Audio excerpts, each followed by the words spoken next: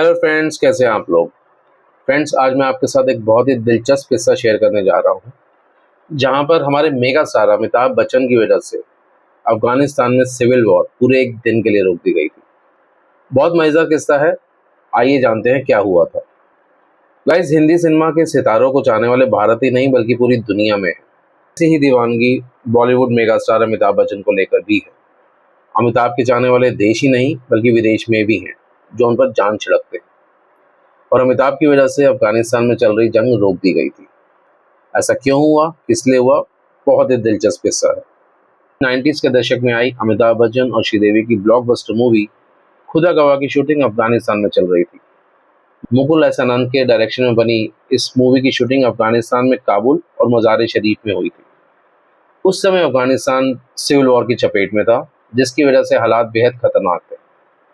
और शूटिंग को सेफली पूरा करने के लिए उस टाइम के राष्ट्रपति नजीबुल्लाह ने युद्ध को एक दिन के लिए रुकवा दिया था। और यही नहीं, अमिताभ बच्चन की सुरक्षा के लिए अफगान गवर्नमेंट द्वारा 10 टैंक और कमांडोज तैनात किए गए थे। और ये हुआ किस वजह से? अफगानिस्तान के राष्ट्रपति नजीबुल्लाह की जो बेटी थी, वो बिग बी की बहुत बड़ी फैन थी।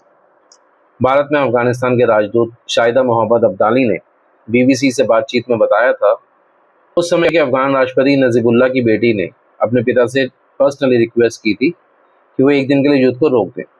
उन्होंने ये रिक्वेस्ट इसलिए की ताकि भारत के सबसे बड़े स्टार अमिताभ सेफली काबुल घूम सके और लोगों को उन्हें देखने का मौका मिल सके। और प्रेसिडेंट भी अपनी बेटी की इस बात से इनकार ना कर सके और उन्होंने एक दिन के लिए युद्ध को रोक दिया। अब्दाली ने बातचीत में यह भी बताया कि अमिताभ की पॉपुलैरिटी अफगानिस्तान में बहुत रही और मुजाहिदीन भी अमिताभ बच्चन के फैन थे।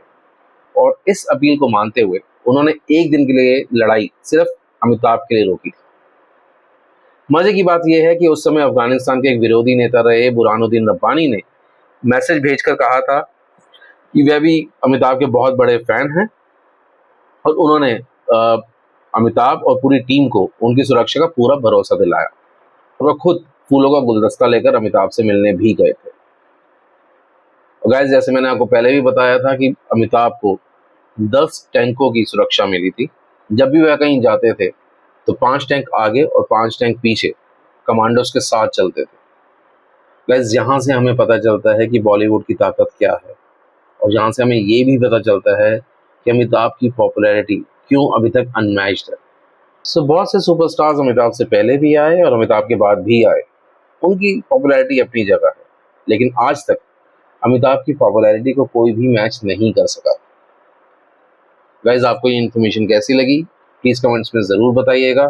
इस चैनल को लाइक और सब्सक्राइब कीजिएगा। Thank you very much. Have a blessful day. Bye bye.